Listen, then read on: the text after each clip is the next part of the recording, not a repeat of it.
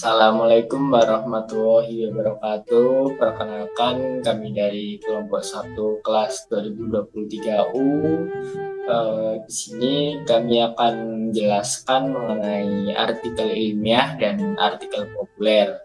Sebelum itu, perkenalkan anggota kelompok kami beserta saya Muhammad Zidlan Saifiko Firdaus, NIM 23082744047.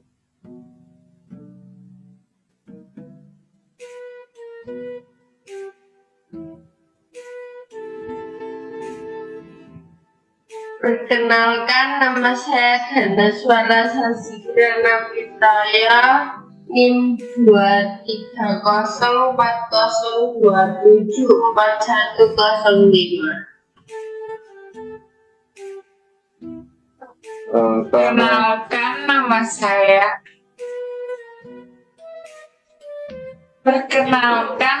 saya Farisania Pristianingrum, NIM 23040274016. Perkenalkan, nama saya Nugraha Istiqamato, NIM 23040244091. Perkenalkan, nama saya Sabila Widamayanti dengan NIM 23040274006.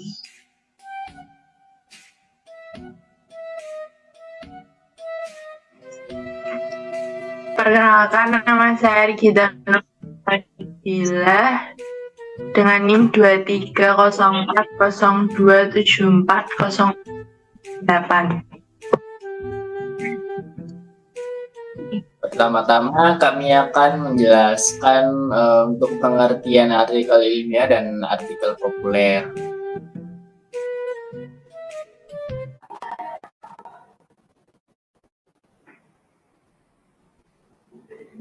Di sini saya akan menjelaskan artikel ilmiah. Artikel ilmiah adalah suatu artikel yang memuat dan mengkaji suatu masalah tertentu dengan menggunakan kaidah-kaidah keilmuan. Artikel ilmiah adalah salah satu karangan yang disusun secara sistematis dan bersifat ilmiah. Sistematis berarti bahwa karangan atau karya tulis tersebut disusun menurut aturan tertentu, sehingga kaitan antara bagian-bagian tersebut sangat jelas dan padu. Bersifat ilmiah berarti bahwa karya tulis tersebut menyajikan satu deskripsi gagasan, argumentasi, atau pemecahan masalah yang didasarkan pada berbagai bukti empirik atau kajian teoritis, sehingga para pembacanya dapat merunut atau melacak kebenaran bukti empirik atau teoritik yang mendukung gagasan tersebut. Pengertian di atas sejalan dengan pengertian yang diberikan oleh Broto Wijoyo, yaitu artikel ilmiah adalah karangan ilmu pengetahuan yang menyajikan fakta dan ditulis menurut metodologi penulisan yang baik dan benar. Ditambahkan pula bahwa artikel ilmiah harus ditulis secara jujur dan akurat berdasarkan kebenaran tanpa mengingat akibatnya. Kebenaran sebuah artikel. Selanjutnya adalah penjelasan mengenai teknik penulisan artikel ilmiah dan artikel populer yang terdiri atas 3 poin utama, yaitu langkah-langkah menulis artikel, yang kedua menyusun kalimat efektif, dan yang ketiga adalah pemanfaatan waktu menulis. Saya akan memperincikan sementara untuk langkah-langkah menulis artikel ada 7, yaitu yang pertama penetapan tema atau topik, perumusan tujuan penulisan, penyusunan outline, terus pengumpulan bahan-bahan, pengkajian sistematika outline, mengembangkan kerangka penulisan, mengkaji hasil pengembangan outline. Untuk lebih jelasnya akan dijelaskan oleh Rigita.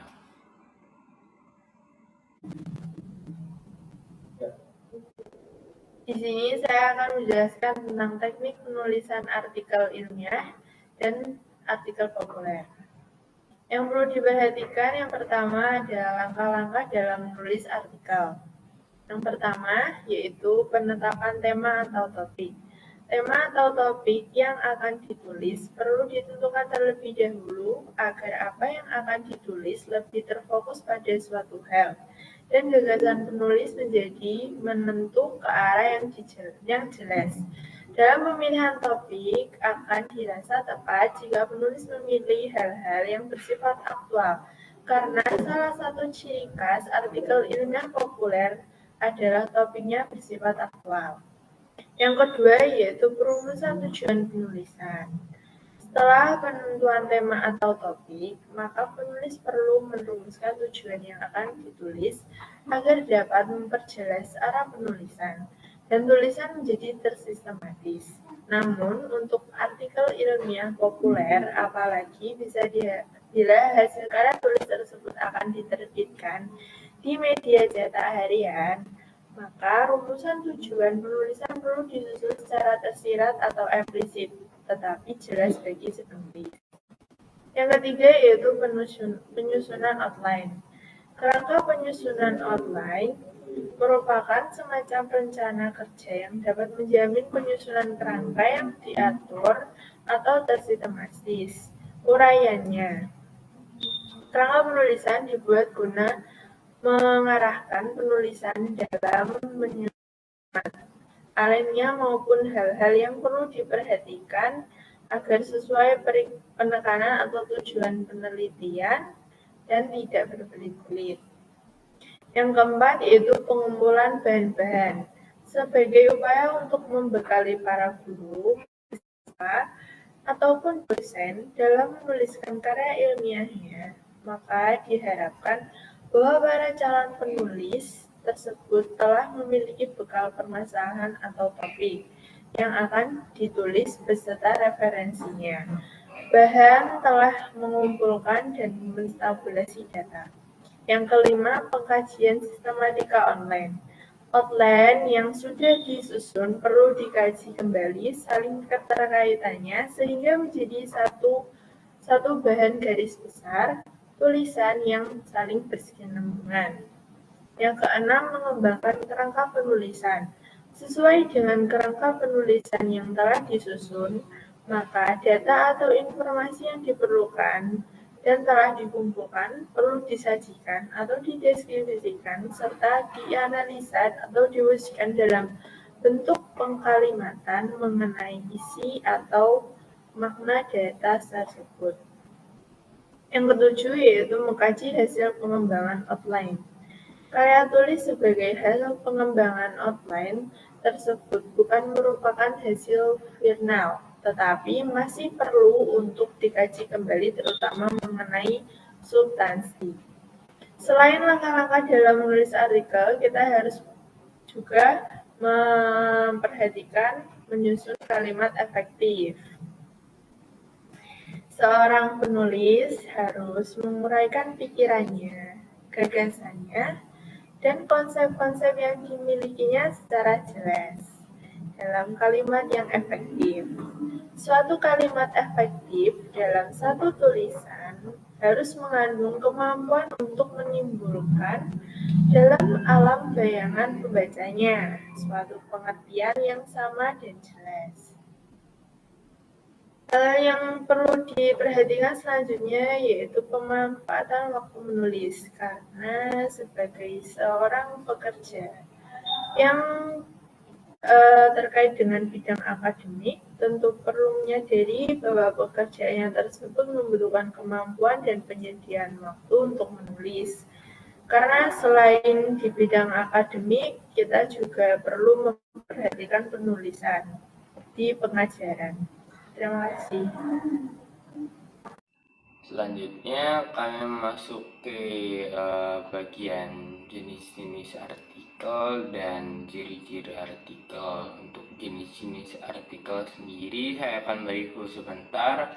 Ya, ini ada artikel hasil penelitian, artikel non penelitian, telah buku, laporan kasus, dan editorial. Untuk ciri-cirinya sendiri, topik tidak harus berat, dia perlu fakta empirik, format penulisan bebas, berguna bagi pembaca, masih merupakan hal baru, menjadi masalah yang harus diketahui oleh masyarakat. Yang terakhir, pembahasan tidak perlu terlalu detail. Untuk lebih jelasnya akan dijelaskan oleh Dana Suara.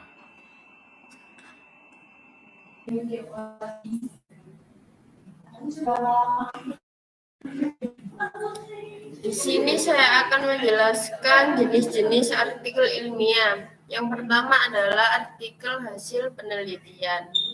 Artikel hasil penelitian disebut juga dengan research article. Jadi artikel ini akan sering kamu temukan di dalam jurnal-jurnal. Secara isi, artikel penelitian dibuat memang untuk menstimulasi peneliti lain untuk melahirkan penelitian baru.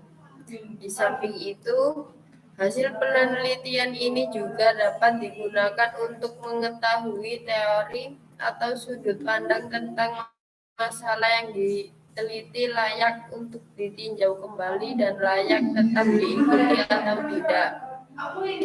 Artikel hasil penelitian ini sendiri memiliki format penyajian yang meliputi adanya sebagai berikut: 1. Judul, 2. Nama penulis, 3. Abstrak, 4. Kata kunci, 5. Pendahuluan, 6. Metode, 7. Hasil, 8. Diskusi, 9. Simpulan, dan terakhir daftar pustaka. Yang kedua adalah artikel non-penelitian. Mungkin ada yang asing dengan artikel non-penelitian. Artikel non-penelitian lebih familiar disebut dengan review papers, yang merupakan telaah pustaka atau yang akrab kita kenal dengan kajian teori. Dari segi isi, teori, prinsip, konsep, dan pengembangannya jauh lebih beragam. Bahkan, teori dengan pendeskripsian fakta juga beragam. Umumnya, artikel non-penelitian ini lebih sering ditulis oleh para pakar atau karena permintaan editor. Tahukah kamu jika artikel non-penelitian itu sendiri sebenarnya memiliki sebutan nama lain? Ada yang menyebutnya dengan artikel tinjauan dan artikel hasil pemikiran konseptual. Artikel tinjauan adalah artikel yang digunakan untuk meninjau secara teoritikal. Isi dari artikel tersebut berbentuk argumentasi logika, di mana gagasan dari penulis yang dikembangkan secara mendalam sesuai dengan kaidah berpikir ilmiah.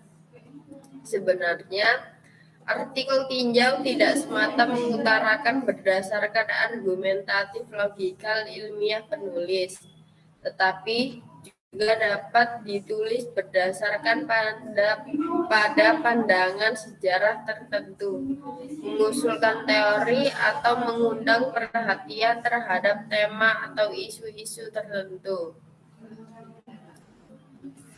Kemudian yang ketiga adalah telaah buku.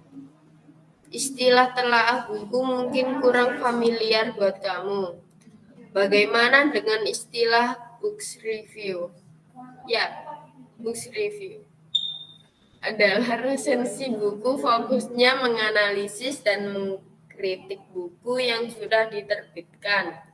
Saat meresensi buku, objektif, tentu saja presensi juga harus membaca buku terlebih dahulu agar memahami alur dan mudah memahaminya. Kemudian yang keempat adalah laporan kasus. Laporan kasus adalah laporan yang menganalisis kasus dengan cara melihat rincian, gejala, diagnosis, dan tanda yang terlihat. Kasus dapat pula dimaknai dengan narasi profesional karena merupakan umpan balik dan kerangka kerja. Kemudian yang terakhir adalah editorial. Editorial banyak kamu temukan di surat kabar. Nama lain dari editorial adalah tajuk rencana. Editorial berisi pendapat atau pandangan redaksi terhadap peristiwa bersifat faktual dan sedang hangat diperbincangkan. Editorial itu sendiri sebenarnya masuk ke ranah bedanya ditulis oleh redaksi sebagai pandangan resmi dan media tersebut yang bersifat faktual. Dikatakan faktual karena proses penulisannya tidak sembarangan, tetap mengedepankan fakta, argumentasi, logis, dan bukti. Apa jenis-jenis artikel ilmiah yang saya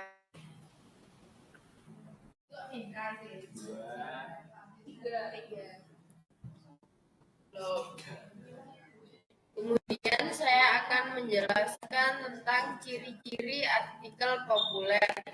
Yang pertama adalah topik tidak harus berat. Yang kedua, tidak perlu fakta empirik. Yang ketiga, format penulisan bebas. Yang keempat, berguna bagi pembaca. Yang kelima, masih merupakan hal baru. Yang keenam, menjadi masalah yang harus diketahui oleh masyarakat. Yang ketujuh, pembahasan tidak perlu terlalu detail. Kemudian, yang kedelapan, ada pendapat penulis. Pendapat ini merupakan sudut pandang atau penilaian penulis tentang suatu hal. Yang 10 ada bukti. Pernyataan diikuti bukti-bukti ilmiah yang mendukung pendapat penulis. Bukti ini harus bisa dibuktikan kebenarannya. Yang ke-11 ada alasan. Alasan berupa penjelasan tentang pernyataan dan bukti-bukti. Sebuah artikel ilmiah populer kadang disertai dengan keterangan ilmiah. Yang terakhir, yang ke-12, bahasa mudah dipahami. Artikel ilmiah populer menggunakan bahasa Indonesia yang mudah dipahami. Populer berarti disukai karena mudah dipahami oleh banyak orang dan kalangan. Selanjutnya adalah bagian persamaan artikel ilmiah dan artikel populer. Terdapat beberapa poin dan lebih jelasnya akan dijelaskan oleh Sabila.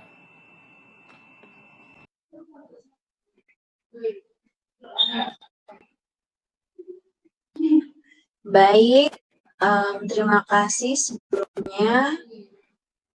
Selanjutnya saya akan memaparkan tentang persamaan antara artikel ilmiah dengan artikel populer. Yang pertama itu artikel ilmiah dan artikel populer termasuk pada teks akademik. Apa sih teks akademik itu? Teks akademik adalah teks atau tulisan atau karya tulis ilmiah yang merupakan tulisan yang membahas ilmu pengetahuan yang disusun secara sistematis dengan menggunakan bahasa yang benar. Itu menurut Abidin Yunus dan kawan-kawan. Perumpamaan yang kedua yakni ditata menurut konvensi yang berlaku.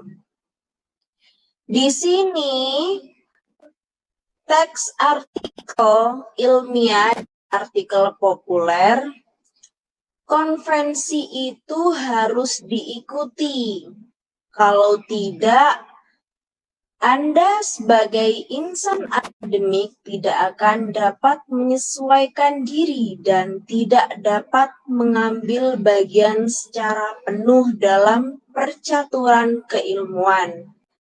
Pendek kata, dengan artikel ilmiah Anda dapat mengomunikasikan kompetensi keilmuan Anda kepada pihak lain. Selanjutnya berasal dari rumpun non-fiksi. Rumpun non-fiksi adalah nyata, maka dari itu terikat oleh logika non-fiksi.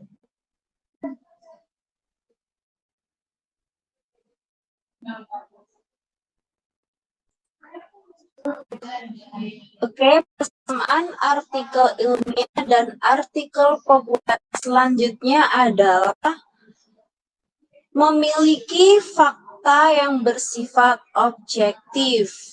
Karena termasuk rumpun non-fiksi atau nyata, maka artikel harus menyajikan fakta empirik, bukan hasil imajinasi yang tidak nyata dan tidak dapat diterima oleh pengetahuan. Di sini fakta empirik adalah suatu penelitian yang sifatnya itu menjelajah atau eksplorator, melukiskan atau deskriptif, serta juga menjelaskan atau eksplanator. Persamaan selanjutnya adalah artikel ilmiah dan artikel populer dapat digunakan sebagai referensi. Selanjutnya, artikel ilmiah dan artikel populer juga berisi tentang fakta-fakta tentang penelitian. Dan yang terakhir, persamaan yang terakhir adalah artikel ilmiah dan artikel populer tidak kaku sehingga dapat disusun menurut penulisnya, tetapi tetap menggunakan bahasa yang benar.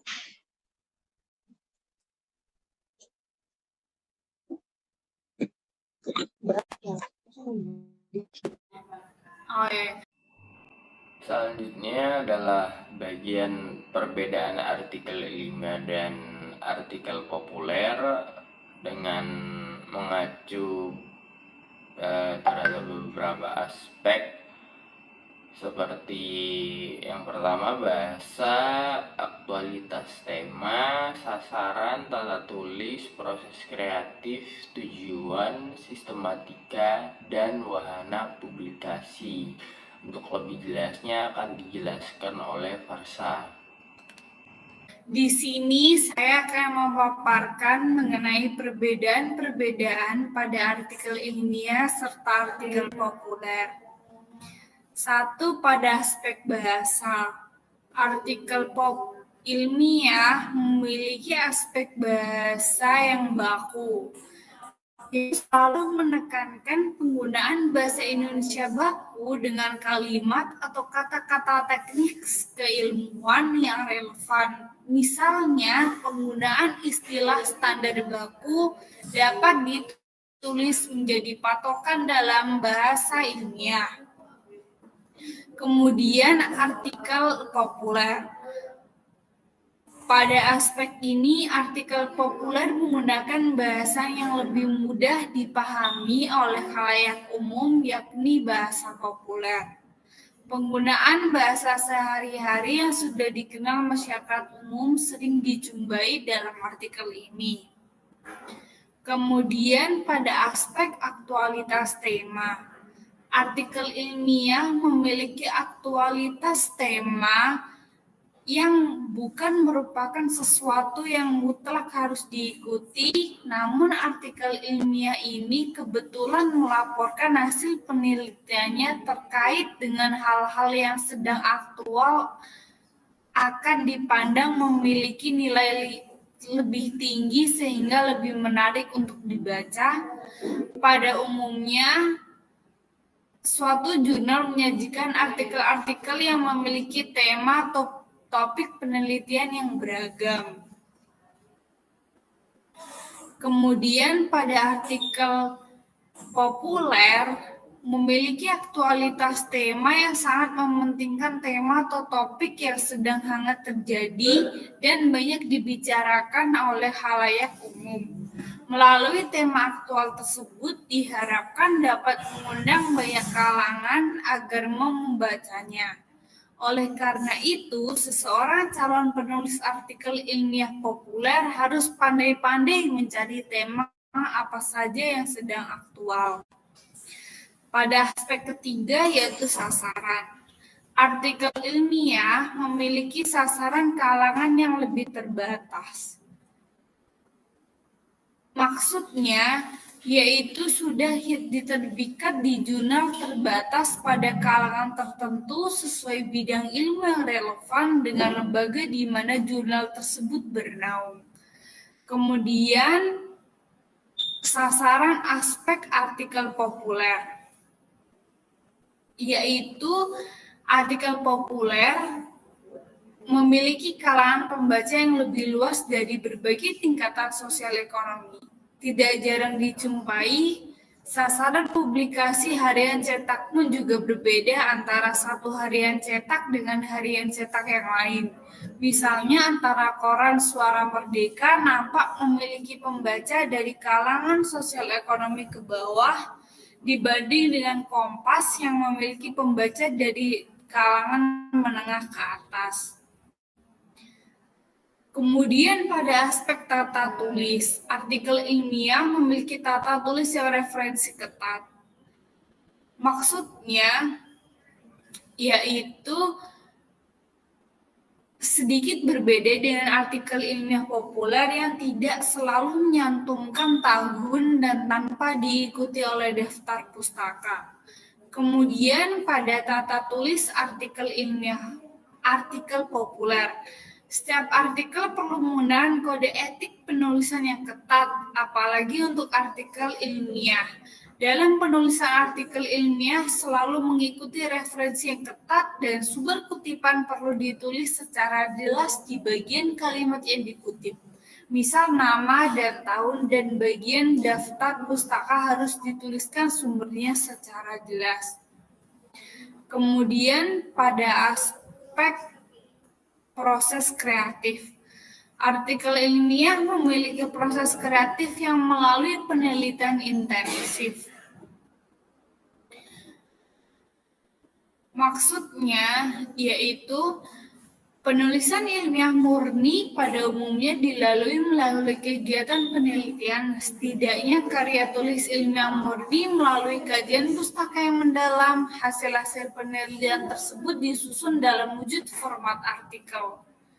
Kemudian pada aspek artikel populer, yaitu melalui refleksi atau penelitian.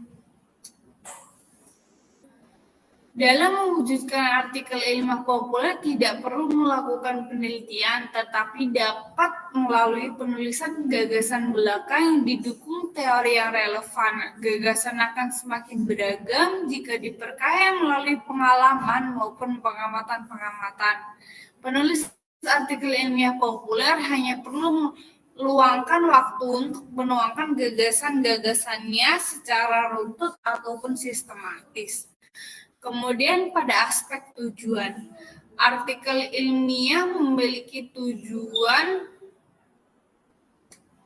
untuk pengembangan muatan ilmu, yaitu melalui penginformasian hasil-hasil penelitian yang diharapkan menjadi referensi bagi peneliti selanjutnya. Kemudian pada artikel populer memiliki tujuan lebih menekankan kepada penginformasian suatu fenomena yang sedang aktual dan sekaligus memperkaya perspektif serta gagasan dari fenomena tersebut. Kemudian pada aspek sistematika, artikel ilmiah memiliki sistematika selalu menggunakan aturan baku sesuai dengan format yang sudah ditentukan redaksi jurnal. Ketentuan tersebut dapat dijumpai pada halaman bagian dalam cover belakang jurnal. Kemudian artikel populer. Artikel populer ini bersifat fleksibel dan tidak memiliki aturan baku. Sistematika dalam artikel ilmiah populer lebih mementingkan penyajian yang menuntun pembaca untuk lebih mudah mencerna isi tulisan si penulis. Kemudian yang terakhir yaitu perbedaan wahana publikasi. Pada artikel ilmiah, publikasi pada umumnya dalam bentuk jurnal ilmiah, laporan penelitian atau buku, atau prosidik pada kalangan akademisi atau lembaga-lembaga penelitian. Kemudian pada artikel populer, pada umumnya dipublikasikan melalui terbitan-terbitan umum seperti surat kabar, tabloid, majalah, buku yang lebih mudah dijumpai.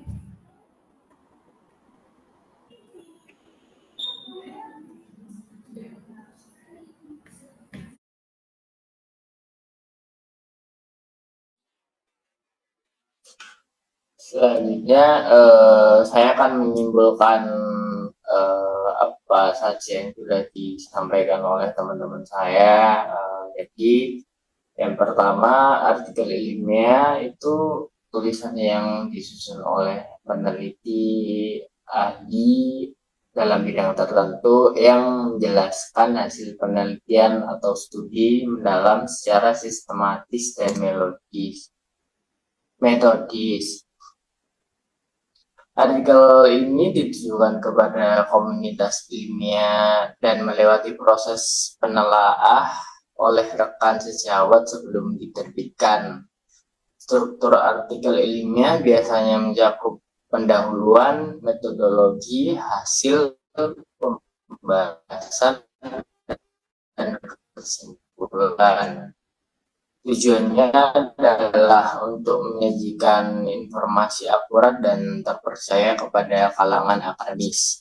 Selanjutnya, untuk artikel populer, itu tulisan yang ditujukan kepada khalayak umum atau non-akademis. Artikel ini memiliki tujuan untuk menghibur, memberikan informasi ringan, atau memaparkan suatu topik secara mudah dipahami tanpa memerlukan latar belakang ilmiah yang mendalam.